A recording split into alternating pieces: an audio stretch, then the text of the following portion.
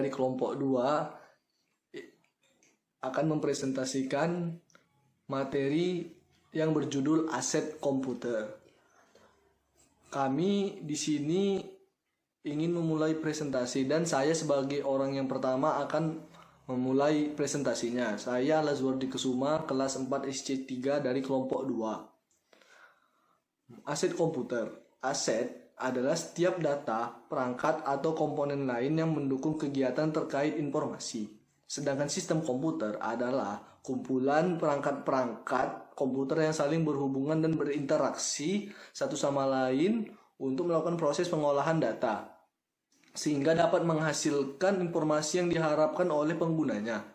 Aset sistem komputer terdiri dari yang pertama hardware atau perangkat keras adalah salah satu komponen dari sebuah komputer yang sifat alatnya bisa dilihat dan diraba secara langsung atau yang berbentuk nyata yang berfungsi untuk mendukung komputerisasi.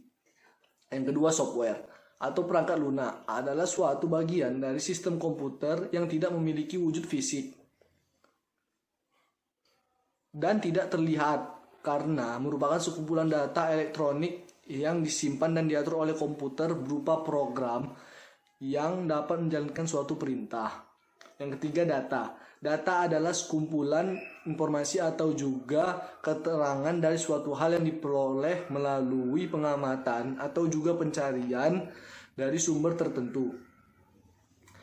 Yang keempat, saluran komunikasi. Mengalirkan informasi dari perangkat sender ke perangkat receiver dalam suatu jaringan. Sender adalah pengirim, receiver adalah penerima. Yang kelima atau yang terakhir, jaringan komputer. Jaringan komputer adalah telekomunikasi yang memungkinkan antar komputer untuk saling berkomunikasi dengan bertukar data. Baru yang kedua, itu tipe security atau tipe pengamanan. Dan saya akan menjelaskan information security atau informasi tentang pengamanan. Proteksi peralatan komputer, fasilitas dan data serta informasi baik komputer maupun non-komputer dari penyalahgunaan oleh pihak-pihak yang tidak terotorisasi atau tidak berwenang. Keamanan komputer. Sistem pengamanan komputer yang merupakan cabang dari teknologi komputer yang diharapkan pada komputer jaringan. Dalam pengamanan komputer ini bertujuan untuk perlindungan informasi, harta benda dari pencurian maupun melindungi aplikasi-aplikasi yang ada pada komputer dalam mencegah serangan yang masuk ke dalam komputer sehingga dapat merusak segala sistem yang ada pada komputer. Kebijakan dan praktik untuk mencegah dan memantau akses yang tidak sah, penyalahgunaan maupun penolakan yang terjadi di jaringan komputer itu termasuk ke dalam pengamanan jaringan atau network security. Baru tujuan security atau tujuan dari pengamanan. Tujuan dari pengamanan adalah kerahasiaan atau sekresi. Perusahaan berusaha untuk melindungi data dan informasinya dari pengungkapan kepada orang-orang yang tidak berwenang. Yang kedua, integritas. Semua sistem informasi harus memberikan representasi akurat atas sistem fisik yang direpresentasikannya. Yang ketiga, ketersediaan atau availability. Perusahaan menyediakan data dan informasi yang tersedia untuk pihak-pihak yang memiliki wewenang untuk menggunakannya. Yang terakhir, ancaman security bagian pertama. Tipe ancaman. Yang pertama, interupsi atau ancaman terhadap ketersediaan. Sumber daya sistem komputer dihancurkan atau menjadi tak tersedia atau tidak berguna. Yang kedua, intersepsi, ancaman terhadap ketersediaan. Pihak diotorisasi dapat berupa orang ataupun program komputer. Yang ketiga, modifikasi. Pihak yang tidak berhak tidak hanya melakukan akses terhadap aset sistem, tetapi juga melakukan modifikasi. Yang terakhir, fabrikasi. Ancaman terhadap integritas, yaitu ancaman terhadap suatu integriti. Pihak yang tidak berhak menyisipkan objek tertentu pada sistem. Ini saja yang bisa saya sampaikan. Nanti selanjutnya akan disampaikan oleh teman saya yang bernama Salbia. Demikianlah presentasi saya. Saya ucapkan terima kasih. Assalamualaikum warahmatullahi wabarakatuh. Assalamualaikum warahmatullahi wabarakatuh. Nama saya Salbia. Saya akan melanjutkan presentasi aset sistem komputer mengenai ancaman security yang kedua. Yang pertama, hardware. Yang biasa terjadi pada hardware adalah dicurinya alat tersebut oleh orang lain, dan untuk permasalahan ini kemungkinan mendapatkannya kembali sangat kecil. Yang kedua, software. Yang biasa terjadi pada software adalah program dihapus oleh pihak asing atau yang tidak berwenang. Biasa terjadi dengan pembuatan kopian aplikasi ilegal. Cara menindaklanjutinya adalah dengan memodifikasi program yang sedang berjalan. Yang ketiga, data. Yang biasa terjadi adalah file dihapus dan besar kemungkinan terjadi pembacaan data secara ilegal oleh tindak kriminal yang hendak menyerang suatu perusahaan atau sistem tersebut. Cara mencegahnya dengan memodifikasi file yang akan dibuat. Yang keempat, saluran komunikasi. Yang biasa terjadi adalah message dihapus oleh orang asing dan message dibaca oleh pihak yang tidak berhak. Cara menanggulanginya yaitu message dimodifikasi atau diduplikasi. Selanjutnya, mengenai karakteristik intrusi komputer. Kita akan menjelaskan prinsip menembus termudah. Kali ini, intruder menggunakan berbagai cara intrusi yang mungkin.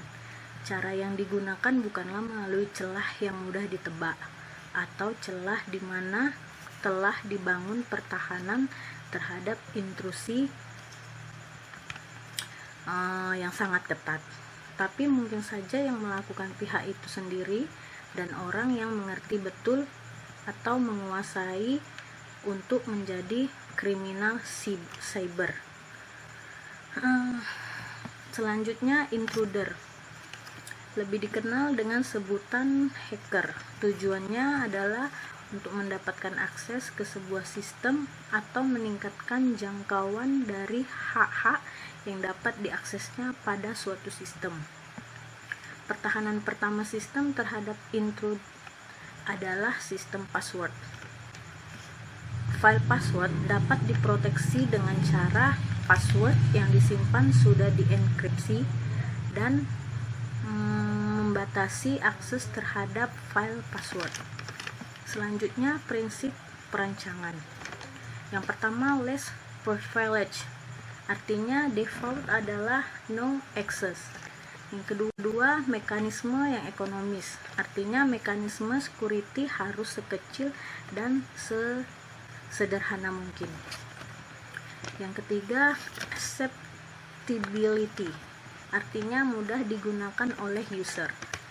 Yang keempat, complete mediation, yang artinya setiap akses harus diperiksa, termasuk akses di luar keadaan.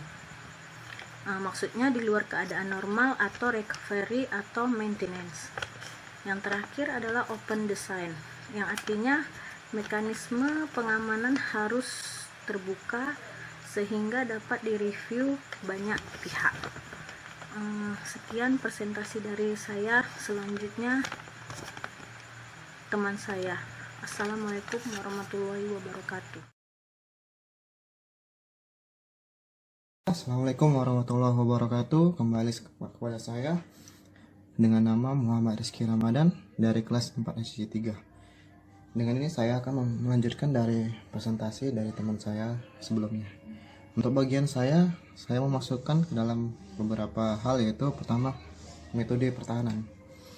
Metode pertahanan memiliki beberapa aspek dalam inti-intinya, yaitu enkripsi. Enkripsi adalah metode di mana plain text atau tipe data lainnya dikonversi dari bentuk yang dapat dibaca ke versi yang disandikan. Salah satunya adalah menyediakan kerahasiaan dan integritas data. Biasa enkripsi ini digunakan pada masa Yunani kuno, karena pada awalnya enkripsi itu ditemukan di sana. Tapi waktu dulu caranya masih sangat mudah untuk diterjemahkan, jadi mudah untuk di crack atau dibajak. Yang kedua adalah kendali software. Kendali software ini memasuki aspek kendali pengembangan software, kendali programan internal, kendali sistem operasi. Berarti ada 3. Yang pertama adalah kendali pengembangan software, yaitu misalnya driver atau apa. itu harus dikendalikan atau diupdate agar terdapatnya program book yang akan mengganggu kinerja dari komputer itu sendiri. Dan yang kedua, kendali program internal seperti Microsoft Word atau program-program yang dapat membantu kita sehari-hari untuk bekerja atau bahkan untuk ngegame. Ya, seperti itu sih. Yang kedua adalah kendali sistem operasi. Dalam ini adalah sistem utama, yaitu seperti Windows, Debian, Linux, Mac OS atau sebagainya lah. Kemudian masuk ke kendali hardware. Kendali hardware-nya kita harus membatasi akses terhadap hardware, yang mana beberapa hal juga akan mengganggu hardware itu sendiri, karena kita perlu untuk mengupdate misalnya atau membersihkannya. Seperti itulah teman-teman. Masuk kebijakan dan kendali phishing. Oke, kita lanjut ya teman-teman. Masuk kita ke program security.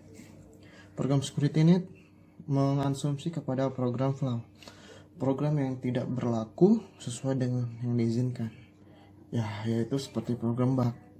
Misalnya ada di game, terdapat bug-bug atau kesalahan yang pada umumnya pas membangun program tersebut, atau desain bisa codingnya, sehingga tidak sinkron sama apa yang dibayangkan si pembuat.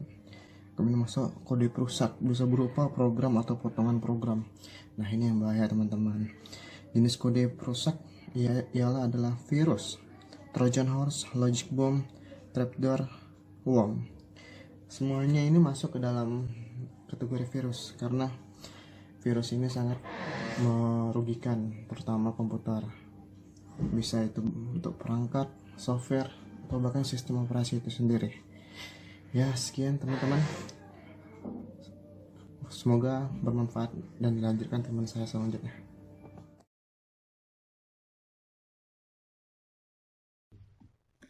Assalamualaikum warahmatullahi wabarakatuh. Nama saya Tio Widodo. Saya akan melanjutkan presentasi dari teman saya. Virus. Bagaimana virus menempel? Virus menjadi aktif jika diaktifasi melalui eksekusi. Virus menempel pada program inangnya dengan cara: pertama, pada awal program, virus dieksekusi sebelum eksekusi interupsi program. Sederhana, efektif. Kebanyakan virus menggunakan cara ini. Kemudian, pada awal dan akhir program memiliki kontrol sebelum dan setelah eksekusi. Kemudian integrasi dan menggantikan kode. Mengganti keseluruhan target program, meniru atau meniadakan efek dari program target. Virus komputer umumnya dapat merusak perangkat lunak komputer dan tidak dapat secara langsung merusak perangkat keras komputer, tetapi dapat mengakibatkan kerusakan dengan cara memuat program yang memaksa over proses ke perangkat tertentu. Efek negatif virus komputer adalah memperbanyak diri sendiri dan membuat sumber daya pada komputer seperti penggunaan memori menjadi berkurang secara signifikan. Hampir 95% virus komputer berbasis sistem operasi Windows. Sisanya menyerang Linux, GNU, Mac, FreeBSD, OS, dan Sun Operating System. Virus yang ganas akan merusak perangkat. Kemudian ada boot sector. Boot sector adalah bagian dari hard disk atau floppy disk yang memiliki kode yang tersimpan di dalamnya program boot khusus. Dan untuk referensi fitur kunci lain untuk menjaga disk bekerja. Ada banyak jenis boot sector, tapi ada dua yang utama. Yang pertama yaitu master boot record dan yang kedua itu boot record volume. Sektor master boot ada di drive yang telah dipartisi dan biasanya menemukan partisi aktif dan menjalankan boot record sendiri. Boot record volume pada gilirannya sering berisi kode untuk menjalankan sistem operasi pada komputer. Boot sector merupakan tempat yang paling cocok untuk virus. Virus memperoleh kontrol sebelum tools untuk terdeteksi virus aktif. Biasanya file di boot sector disembunyikan sehingga kehadiran virus tidak diketahui. Cara yang paling umum bahwa virus boot sector menyebar dengan meninggalkan disk terinfeksi dalam disk drive komputer. Ketika berikutnya dijalankan, BIOS membaca catatan boot volume disk yang menerima virus dan meneruskannya ke dalam memori. Nah, dari sana ia dapat menyebar ke drive lain dan ke disk lain yang disisipkan sebelum virus boot sector dapat juga ditularkan melalui jaringan dan bahkan biasa dikirim sebagai lampiran ke email. Oke, selanjutnya virus dapat menginfeksi file standar OS seperti pada MS-DOS atau PC, yaitu OS/sys atau MS-DOS/sys, program yang di-load oleh perintah pada AutoExec bat atau config/sys. Kemudian menambahkan entry ke AutoExec bat atau config/sys sehingga virus dapat di-load. Itu selanjutnya yaitu memory resident. Virus menempel pada routine terminate and stay resident. Hal ini menyenangkan bagi virus karena routine ini sering diaktifasi. Ya. Oke, demikian presentasi dari saya. Dan presentasi selanjutnya akan dilanjutkan oleh teman saya. Terima kasih. Hai teman-teman, perkenalkan nama saya Lucy Memblela. NIRAM saya 2018-02-1130. Saya akan melanjutkan presentasi dari teman saya sebelumnya. Saya akan melanjutkan presentasi tentang bagaimana virus memperoleh kontrol, yaitu virus inang ketiga. Program aplikasi sendiri memiliki dua contoh. Yang pertama itu memanfaatkan fasilitas makro pada pemrograman kata dan spreadsheet. Di dalamnya juga memiliki bagian seperti menempel pada makro yang ada atau membuat makro sendiri yang ditempelkan pada startup direktif dari aplikasi itu sendiri. Untuk contoh keduanya, menempel pada file data untuk menyebarkan infeksinya ke pihak lain yang menerima file tersebut. Untuk bagian kedua dari virus inang ketiga yaitu library atau biasa yang kita sebut sebuah pusat atau kumpulan sebuah program. Pada bagian ketiga selain compiler itu ada loader atau yang bertugas untuk bertanggung jawab atau memuat sebuah program. Selain loader ada linker, runtime monitor, runtime debug. Linker sendiri memiliki kegunaan menghubungkan kode objek dan file header dan menampilkan file yang dieksekusi olehnya. Selanjutnya ada virus signature pertama.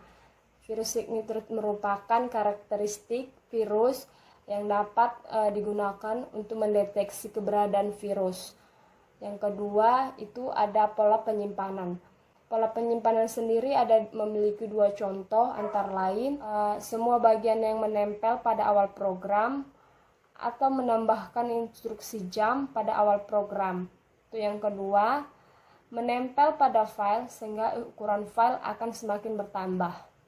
Selanjutnya itu ada virus signature kedua. Sebenarnya virus ini lebih berpola eksekusi ke beberapa hal atau biasa yang dilakukan oleh virus ini sendiri. Yang pertama, dia akan menempel ke program yang executable. Selanjutnya yang kedua itu ialah menempel ke file data atau file control. Maksudnya virus itu sendiri akan menempel ke file kita sehingga file kita akan susah dibuka atau bisa saja file kita itu akan rusak. Selanjutnya itu yang ketiga, tetap berada di dalam memori. Selama kita tidak menghapus atau menginstal virus virus ini akan tetap berada di dalam memori kita, sehingga memori kita mungkin lama-kelamaan akan semakin rusak. Untuk selanjutnya yang keempat itu menyebarkan infeksi. Setelah virus ini berlama-lama di dalam memori kita, dia akan menyebarkan infeksinya ke segala software yang kita miliki. Bahkan virus ini juga akan menginfeksi laptop kita sendiri. Selanjutnya itu bisa juga menghindari deteksi. Selanjutnya menimbulkan kerusakan. Karena laptop kita terlalu lama terkena virus, karena kita juga tidak mungkin menginstal antivirus, lama-kelamaan laptop kita akan benar-benar rusak, sehingga kita harus segera menginstalnya. Untuk berbicara kerusakan yang biasa ditimbulkan oleh AI atau virus, dia akan menimbulkan yang pertama menampilkan gambar atau suara, yang kedua menghapus file atau keseluruhan disk sehingga file kita akan hilang tiba-tiba. Yang ketiga itu ada mencegah komputer melakukan booting. Yang keempat mencegah penulisan ke disk. Selanjutnya itu ada virus signatur ketiga. Virus signatur ini bisa menyebar melalui proses boot. Proses boot ini sendiri berproses saat kita menyalakan komputer kita dari awal sampai pengalian sistem operasi secara penuh terhadap perangkat kita. Selanjutnya itu ada file executable atau file data. Yang kedua, virus menyebar selama eksekusi program yang terinfeksi. Yang ketiga itu ada tidak terbatas pada satu media. Selanjutnya ada virus polimorfik. Virus polimorfik ini adalah sejenis malware yang berbahaya serta mengganggu sehingga dapat mengubah atau membuat sulit dideteksi tanpa anti malware sendiri. Untuk cara kerja virus ini sendiri, dia memiliki beberapa bentuk, lokasi, serta penempatan yang berbeda-beda. Selanjutnya digunakan untuk menghindari deteksi. Setelah itu bisa digunakan untuk enkripsi dengan berbagai kunci. Yang maksudnya adalah enkripsi menyembunyikan payload dari ancaman bahaya yang tersisa untuk mengidentifikasi virus melalui rutinitas deskripsi. Sehingga meskipun database antivirus selalu diperbaharui secara berkala, antivirus tidak akan mengenali tanda tangan virus polimorfik. Sekian presentasi dari saya. Mohon maaf apabila banyak kata yang salah. Selanjutnya presentasi ini akan dilanjutkan oleh teman saya. Terima kasih. Baiklah, di sini saya akan melanjutkan presentasi dari kelompok 2. Nama saya Egia Apulina, kelas 4 SIC 3. Di sini saya akan meneruskan materi dari virus, di mana virus itu ada pencegahan infeksinya. Pencegahan infeksi itu ada 5 poin, yaitu hanya menggunakan software komersial. Dan poin yang kedua itu menguji semua software baru pada komputer yang terisolasi. Poin yang ketiga itu membuat bootable, disket dan menyimpan dengan aman. Poin yang keempat itu membuat dan menyimpan salinan backup dari file sistem executable. Poin yang kelima, menggunakan virus detektor atau scanner secara reguler.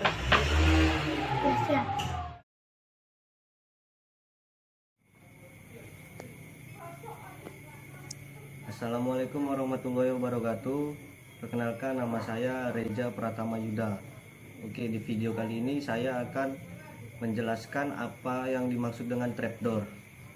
Oke, trapdoor adalah jebakan yang digunakan untuk menjebak administrator agar menjalankan perintah tertentu yang nantinya dengan perintah tersebut penyusup bisa mendapatkan jalan untuk mendapatkan privilege root. Oke, sebagai contoh, seorang user meminta admin untuk menjalankan program yang tidak bisa dijalankan oleh user biasa, dan ketika admin memasukkan password root, password tersebut telah terekam oleh user tersebut karena sebelumnya telah menjalankan program yang mempunyai tampilan login untuk menyadap password.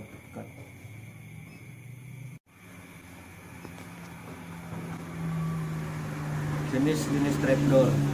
Trapdoor telah dipakai selama bertahun-tahun oleh pemrogram untuk mencari kesalahan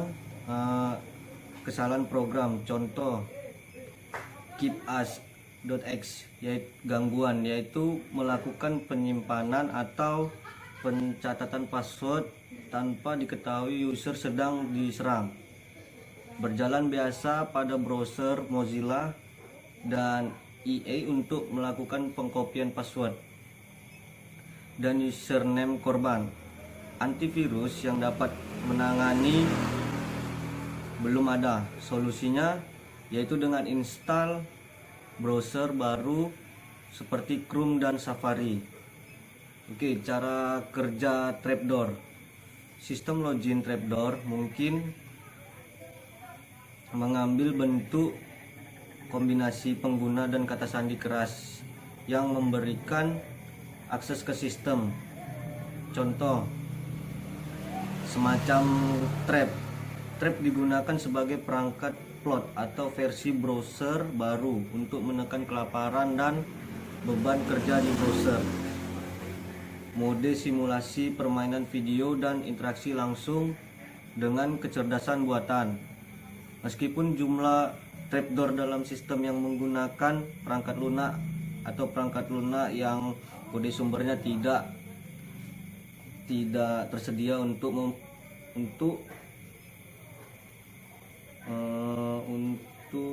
memenuhi untuk umum atau tidak secara luas dikreditkan, namun sering terinfeksi. Programmer bahkan berhasil secara diam-diam memasang kode jinak dalam jumlah besar sebagai hadiah dalam program. Meskipun kasus semacam itu mungkin melibatkan situasi resmi jika bukan izin sebenarnya. Permintaan APPS atau games di Facebook digunakan untuk meminta Anda mengizinkan aplikasi untuk mengakses informasi Anda untuk diproses lebih lanjut. Sebagian besar orang hanya mengizinkan aplikasi atau permintaan untuk mengakses informasi di sana.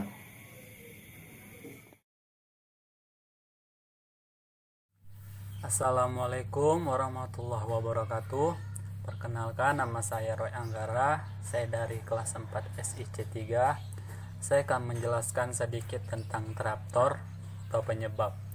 Jadi trapdoor terdapat pada program yang telah diimplementasikan karena beberapa hal. 1. Lupa menghapusnya dan biarkan untuk tujuan pengujian atau pemeliharaan program.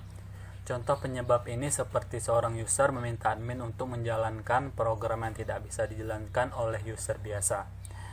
Dan ketika admin meminta password root, password tersebut telah direkam oleh user tersebut karena sebelumnya telah menjalankan program yang mempunyai tampilan login untuk menyadap password. Dan Trojan Horse. Program gratis ini tersedia untuk pengguna yang menaruh curiga sebenarnya berisi kode untuk membahayakan. Terdapat versi program utilitas yang diubah di komputer kalau belum mengetahui pengguna untuk menjalankan program itu. Dan sekian sedikit tentang pembahasan itu. Terima kasih. Wassalamualaikum warahmatullahi wabarakatuh. Assalamualaikum warahmatullahi wabarakatuh. Perkenalkan, nama saya Rudi Kurniawan. Di sini saya akan melanjutkan tentang presentasi kami. Di sini saya akan melanjutkan tentang materi yang saya akan bawa, yaitu Trojan Horse dan Logic Bomb. Pertama, saya akan menjelaskan tentang Trojan Horse. Trojan Horse yang kalau dalam bahasa Indonesianya disebut dengan kuda Troya atau lebih dikenal sebagai Trojan. Dalam keamanan komputer merujuk kepada sebuah perangkat lunak berbahaya yang dapat merusak sebuah sistem atau jaringan. Tujuan Trojan adalah memperoleh informasi dari target seperti password, kebiasaan user yang tercatat dalam sistem, log, data, dan lain-lain. Dapat memperoleh hak akses pada target. Contoh Trojan Horse, Man in the Middle Talk, di mana seseorang menempatkan diri di tengah pembicaraan dan menyamar sebagai orang lain, atau disebut dengan MITM attack, merupakan jenis serangan yang sangat berbahaya dan bisa terjadi di mana saja, baik di website, telepon seluler, maupun peralatan komunikasi tradisional seperti surat menyurat. Selanjutnya tentang Logic Bomb. Logic Bomb merupakan salah satu program jahat yang ditempatkan pada komputer agar memeriksa suatu kumpulan kondisi di sistem. Terima kasih. Baik, perkenalkan, nama saya Eva Simbolon. Saya akan mempresentasikan tentang kontrol terhadap ancaman pemrograman. Yang pertama, modularitas. Pengertiannya, modularitas adalah memecah sesuatu yang kompleks atau yang rumit menjadi bagian-bagian kecil yang dapat dikendalikan atau diatur. Penjelasan rinci dari modularitas adalah mengatur kompleksitas dengan memecah sesuatu yang besar atau kompleks ke dalam kelompok bagian-bagian kecil yang lebih mudah untuk diatur. Nah, yang kedua, enkapsulasi. Enkapsulasi merupakan suatu cara pembungkusan data dan metode yang menyusun suatu kelas sehingga kelas dapat dipandang sebagai suatu modul dan cara bagaimana penyembunyian informasi detail dari suatu kelas atau information hiding. Nah, untuk yang selanjutnya adalah independent test atau pengujian independen. Adalah uji komparatif atau uji beda untuk mengetahui adakah perbedaan mean atau rata-rata yang bermakna antara dua kelompok bebas yang berskala datar, interval atau rasio. Dua kelompok bebas yang dimaksud di sini adalah dua kelompok yang tidak berpasangan, artinya sumber data berasal dari subjek yang berbeda. Misal, kelompok kelas A dan kelompok kelas B, di mana responden dalam kelas A dan kelas B adalah dua kelompok yang subjeknya berbeda. Kemudian, manajemen konfigurasi adalah suatu proses untuk memastikan adanya dokumentasi yang akurat dan efisien untuk berbagi versi dari infrastruktur, baik software maupun hardware, di mana kedudukan konfigurasi manajemen di dalam service manajemen adalah core dalam organisasi. Dengan kata lain, configuration management adalah proses mencatat dan memelihara secara up-to-date dari semua komponen infrastruktur IT, aset IT, status aset, dan konfigurasinya, serta korelasinya satu dengan yang lain. Kemudian, pembuktian kebenaran program. Dalam ilmu komputer teoritis, kebenaran suatu algoritma dinyatakan ketika dikatakan bahwa algoritma tersebut benar sehubungan dengan spesifikasi. Kebenaran fungsional mengacu pada perilaku input-output dari algoritma, yaitu untuk setiap input menghasilkan output yang diharapkan. Kemudian, proses improvement. Proses improvement adalah standar yang mengatur sistem dan software. Standar yang umum digunakan adalah standar 267A. Yang kemudian CMM atau Capability Maturity Model. Yang ketiga ISO 9000.